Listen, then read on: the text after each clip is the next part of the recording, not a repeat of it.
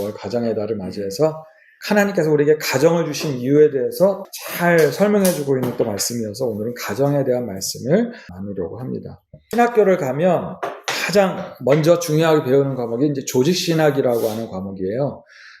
신학적인 내용들을 나누어가지고 하나씩 이렇게 배우는 학문이라 그래가지고 이제 조직신학 이렇게 말을 붙였는데, 조직신학 중에서 또 가장 앞부분에 나오는 내용들이 성부 하나님에 대해서 말씀하고 있는 신론이라고 하는 주제를 주고 배우는 말씀입니다. 그리고 또 신론 중에서 또 중요하기 때문에 앞부분에 나오는 부분이 하나님의 성품에 대한 것이에요. 자, 하나님의 성품을 두 가지로 나누는데, 하나는 공유적인 성품으로 나누고 또 하나는 비공유적인 성품으로 나눕니다. 공유적인 성품은 하나님도 가지고 있고 창조물인 인간도 함께 공유하고 있는 성품을 공유적 속성이라고 하고요. 인간에겐 없지만 오직 하나님만이 가지고 계신 절대적인 속성을 비공유적인 속성이라고 합니다.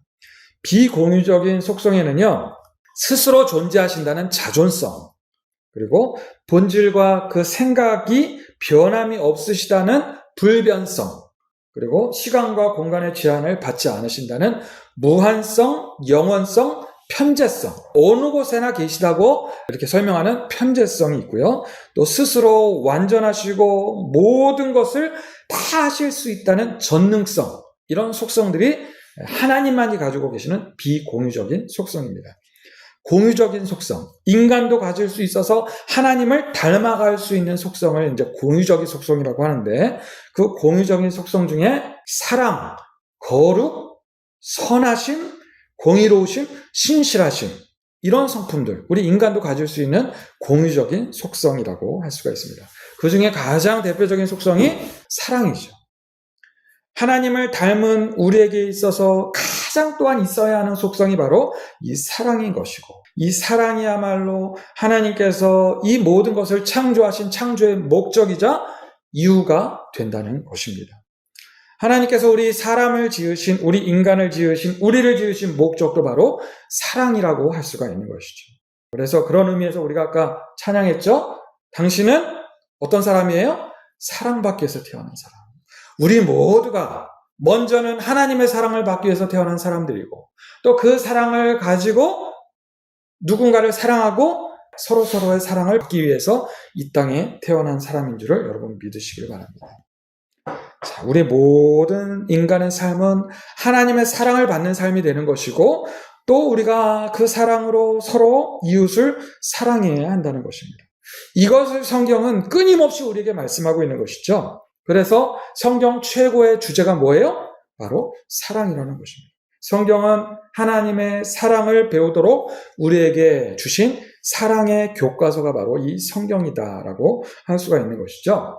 그래서 성경의 많은 이야기들이 바로 하나님의 이 사랑에 포커스가 맞춰져 있다는 것입니다. 성경의 처음부터 끝까지, 창세기부터 요한계시록까지 하나님의 사랑을 주제로 막 달려가고 있는 것입니다. 자, 보세요. 창세기 1장에 보면, 자, 이게 하나님께서 천지를 창조하시고 에덴을 만드시죠? 그 에덴의 첫사람인 아담을 만드셔서 그 에덴에 거하게 하십니다. 하나님께서 사람을 창조하신 이유에 대해서 묻는다면 아까 뭐라고 했습니까? 조직신학적으로 이렇게 대답할 수가 있습니다. 하나님은 사랑으로 충만하신 분이시기 때문에 그 사랑이 충만하다 못해 어떻게 돼요? 넘쳐난다는 거예요.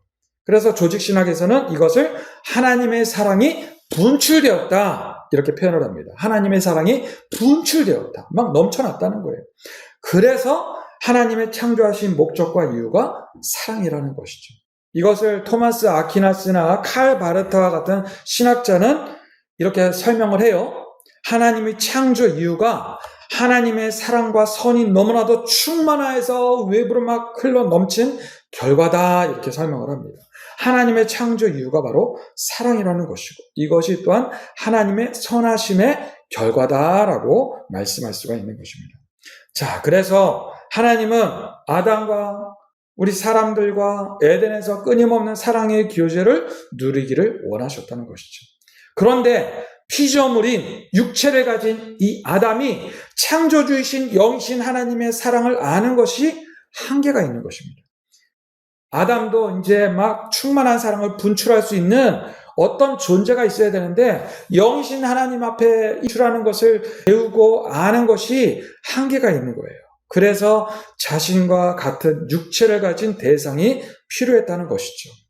그래서 육체를 가지고 있으면서도 사랑으로 연합할 수 있는 대상으로 서로 마주보면서 사랑의 연합을 도와주는 돕는 배필인 누구를 하나님께서 보내주신 거예요?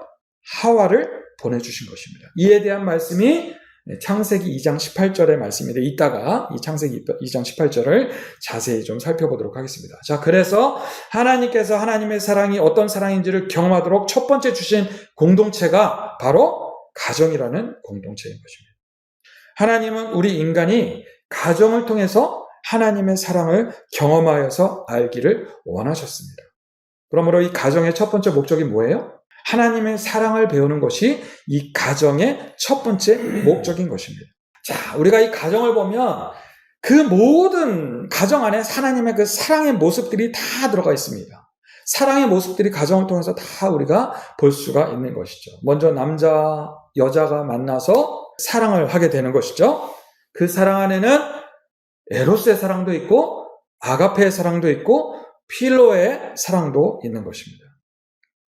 자, 옛날 영화를 보면 어떤 주인공이 이제 막 나쁜 사람과 막 싸우죠? 싸우다가 막 위기가 닥쳐요? 나쁜 사람이 총을 겨눠서 막 쏠라고 막 하는데 그때 누가 막 팍 튀어나옵니까? 이 주인공을 사랑하는 한 여인이 튀어나와가지고 이 주인공 대신해서 막 총을 딱 맞아요.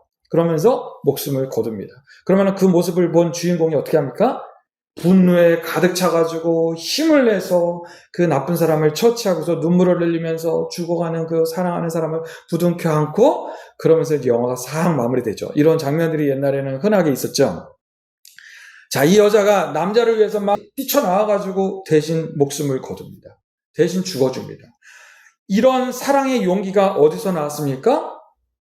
주인공을 무조건적인 그 아가페 사랑으로 사랑하기 때문에 이와 같이 대신 죽어주는 것입니다. 진정으로 이렇게 사랑에 빠지면 눈에 보이는 게 없게 되는 것이죠. 그래서 그런 사랑으로 남자와 여자가 만나서 결혼을 해서 가정을 이루게 되는 것이죠. 요즘에는 워낙 계산적인 사랑들이 많아가지고 그런 계산적인 사랑으로 결혼을 하는 경우도 있지만 여하튼 간에 남자와 여자가 만나서 이런 아가페의 사랑으로 결혼을 하고 사랑을 나누게 됩니다.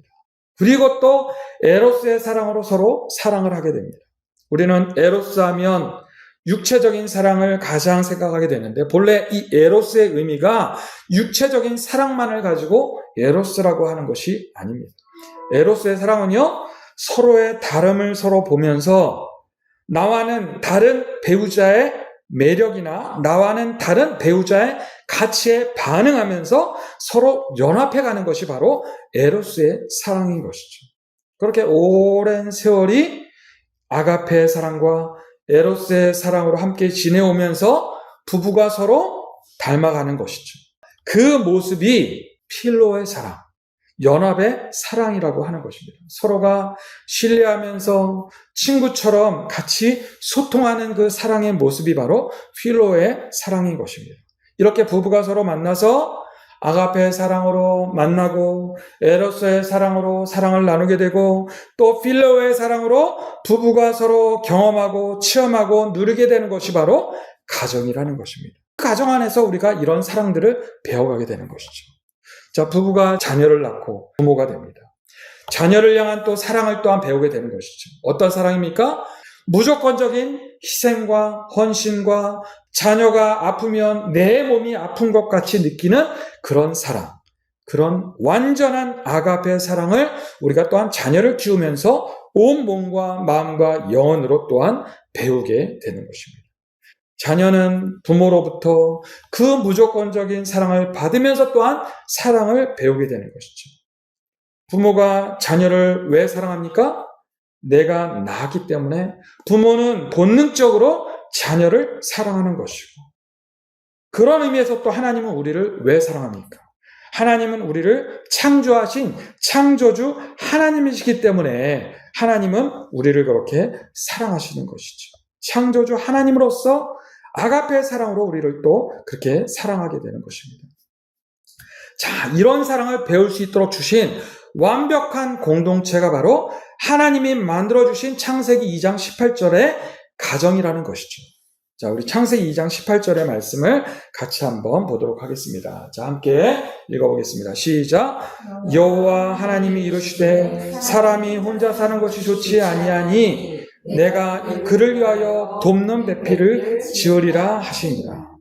자, 창세기 2장 18절에 번역이 조금 이렇게 아쉽게 되어 있습니다.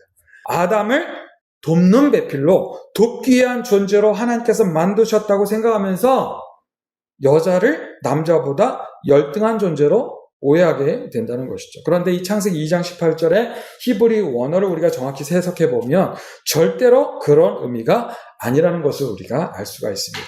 자, 내가 그를 위하여로 해석한 케네그도라는 히브리 단어가 있어요. 이 케네그도가 사실 그 본뜻이 그와 마주보는, 그에 상응하는 이런 뜻입니다.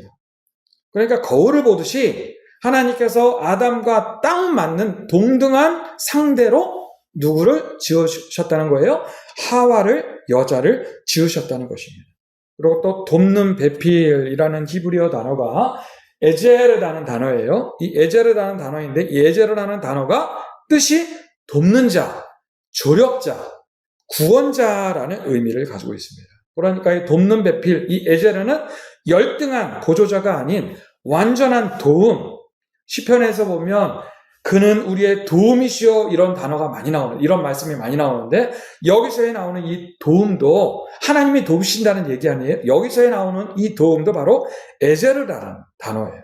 하나님이 우리 인간을 도울 때 돕는 그 도움, 바로 에제르라는 것입니다. 그러니까 도움의 조력자로 아담에게 보내주신 이 하와는 단순한 돕는 배필의 차원이 아닌 완전한 조력자라는 것을 이 창세기 2장 18절에서 말씀하고 있는 것입니다. 자, 하와가 아담의 무엇을 돕습니까? 인간으로서는 혼자였던 아담에게 사랑에 대해서 온전히 알지 못하고 있는 아담에게 사랑이 무엇인지를 완전히 알 수 있도록 돕는 조력자가 바로 하와인 것이고, 그렇게 아담과 하와를 통해서 이루게 하신 가정이 우리 모든 인류가 하나님의 사랑을 배우도록 돕는 가장 완벽하고 기초가 되는 가정 공동체가 된다는 것입니다. 자, 이렇게 가정 공동체를 통해서 알게 하시는 무조건적인 이 아가페의 희생의 사랑, 몸으로 실천하는 에로스의 사랑, 친구처럼 믿음직한 필로의 사랑이 바로 누구의 사랑인 것입니까? 하나님의 사랑인 것이고, 그 사랑으로 우리 인류 공동체가 서로 함께 살아가면서 하나님의 사랑을 모두 알아가기를 하나님은 기대하시는 것입니다. 그 말씀이 우리 오늘 본문 함께 읽은 7절, 8절 말씀입니다. 우리 7절, 8절을 다시 한 번만 읽어보겠습니다. 우리 7절, 8절 말씀 시작. 사랑하는 자들아 우리가 서로 사랑하자. 사랑하는 하나님께 속한 것이니 사랑하는 자마다 하나님으로부터 나서 하나님을 알고 사랑하지 아니하는 자는 하나님을 알지 못하나니 이는 하나님은 사랑이시니라. 여러분, 오늘 이 5월 가정의 달을 맞이해서 오늘 이 말씀을 다시 한번 특별히 기억하시길 바랍니다. 하나님의 사랑으로 이루게 하신 우리 가정을 통해서 우리는 하나님의 사랑이 어떤 사랑인지를 알아가야 하는 것입니다. 그리고 그 하나님의 사랑으로 우리가 서로 또한 서로 사랑해야 하는 것입니다. 서로 사랑해보지 않은 사람은 하나님의 사랑을 온전히 알지 못하는 것입니다. 자, 그런데 여러분, 여기에 문제가 있죠. 보통 문제가 아니라 너무나도 큰 문제가 있는데, 죄인인 인간, 우리의 본성은 절대로 우리 하나님의 사랑을 알 수 없게 되었다는 것입니다. 그러니까 죄의 문제가 이 하나님의 사랑을 알 수도, 하나님의 사랑을 경험할 수도 없게 만들어버렸다는 것입니다. 죄의 결과는 우리 하나님과 우리 인간의 관계가 깨어졌음과 더불어서 사람들끼리의 관계도 깨어지게 만들었다는 것입니다. 15절 말씀을 함께 읽어보겠습니다. 시작. 내가 너와 여자와 원수가 되게 하리고 내 후손도 여자의 후손과 원수가 되게 하리니 여자의 후손은 내 머리를 상하게 할 것이요 너는 그의 발꿈치를 상하게 할 것이니라 하시고, 창세기 3장 15절은 원복음이라고 불려지는 말씀입니다. 우리 인류에게 주신 최초의 복음이 바로 이 3장 15절이라는 말씀이에요. 자, 비록 아담과 하와가 하나님의 사랑을 의심하고 불순종하고 죄를 짓고 하나님을 떠나버렸습니다. 하지만 너의 후손 중에 한 사람이 태어나서 너희를 유혹했던 뱀, 사단 마귀의 머리를 부셔버릴 것이다 라는 말씀입니다. 그리고 다시금 하나님의 사랑의 관계를 회복시켜 주실 것이라는 약속을 선언하시는 말씀이 이 창세기 3장 15절의 말씀인 것입니다. 그리고 그 후손이 누구를 말씀하고 있는 거예요? 하나님의 아들 예수 그리스도라는 것입니다. 죄를 짓고 두려움으로 인해서 숨었던 인간들에게 죄의 근원이 되었던 사단의 권세를 내가 직접 내려와서 깨뜨려 버릴 것이고 다시 하나님과 더욱 떨어질 수 없는 영원한 그 사랑의 관계로 회복시켜 주시겠다는 약속의 말씀을 이 창세기 3장 15절에 절망에 빠져있는 아담과 하와에게 정말 커다란 소망으로 커다란 기쁜 소식으로 전해주고 있는 것입니다. 그러니까 얼마나 놀라운 첫 번째 기쁜 소식, 복음이 되는 것입니까? 그것이 창세기 3장 15절 말씀인 것입니다. 자, 그런데 그 전에 죄의 결과로 그 대가는 피할 수가 없는 것이죠. 그 결과로 우리 사람이 어떻게 되었다는 거예요? 우리 16절 말씀을 함께 읽겠습니다. 창세기 3장 16절. 자, 시작. 또 여자에게 이르시되 내가 내게 임신하는 고통을 크게 더하리니 내가 수고하고 자식을 낳을 것이며 너는 남편을 원하고 남편 너를 다스릴 것이니라 하시고. 자, 여자는 출산의 고통과 자녀를 양육함에 있어서 큰 고통을 겪게 된다는 것입니다. 힘들게 10달 동안 얼마나 힘이 드셨어요. 그리고 또 출산할 때 얼마나 고통스럽습니까? 근데 그것으로 끝나는 것이 아니라 자녀를 양육하면서부터도 또 얼마나 육체적으로 정신적으로 힘이 들고 또 자녀와의 관계에 있어서도 또 여러 가지 어려움이 생기잖아요. 이 모든 어려움과 이 모든 고통들이 바로 죄의 결과라는 것입니다. 뿐만 아니라 너는 남편을 원하고 남편은 너를 다스릴 것입니다. 너는 남편을 원하고, 이 말은 타락한 이유로 여자가 남자에 대한 통제의 욕구와 지배하려는 욕구를 갖게 될 것이다 라는 말씀인 것입니다. 자, 원래는 창세기 2장 18절에서 에제르 케네그도 서로의 수평적인 관계에서 서로가 조력하는, 서로가 돕는 그런 수평적인 파트너십이었는데 타락한 이유로 주도권 다툼의 관계로 변질이 되었다는 거예요. 부부와의 관계로 이렇게 변질이 되었다는 것입니다. 또 남편은 너를 다스릴 것입니다. 이 말은 서로가 사랑하고 서로가 돕고 조력하는 관계가 이제는 다른 쪽을 억압하거나 지배하는 권력 구조로 전락되고 말았다는 것입니다. 이런 변질되고 타락한 관계는 점점 우리 사회 모든 공동체에 퍼져가지고 우리가 오늘날 이렇게 보고 있는 것처럼 서로가 이렇게 시기하고 질투하고 미워하고 증오하고 살인하고 더 나아가서는 나라와 민족끼리 서로 죽고 죽이는 이러한 엄청난 죄악의 결과의 모습으로 우리가 보게 되는 것입니다. 자, 지금까지의 내용을 다시 한번 정리해 볼게요. 자, 하나님의 사랑의 결과로 지음받은 아담과 하와가 하나님의 사랑을 의심하고 하나님의 말씀을 불신하고 범죄하였습니다. 그리고 그 죄의 결과로 인해서 영적인 눈이 멀어져 버렸고 우리 인간들은 저주 가운데 살아갈 수밖에 없게 되었습니다. 그렇게 영적인 눈이 멀어버린 우리 인간은 절대로 하나님의 사랑을 알 수가 없게 되었습니다. 그래서 하나님이 어떻게 하십니까? 지구의 역사는 점점 이렇게 흘러갔지만 하나님의 때에 하나님은 적당한 때에 우리를 계속해서 찾아오십니다. 처음에는 노아에게 찾아오십니다. 노아를 통해서 구원의 메시지를 선포하십니다. 그런데 인간은 또 범죄합니다. 하나님은 다시 한번 아브라함에게 찾아오십니다. 그런데 인간은 또한 범죄합니다. 그러자 하나님은 또다시 모세에게 찾아오십니다. 모세를 통해서 하나님의 계명들을 주셨습니다.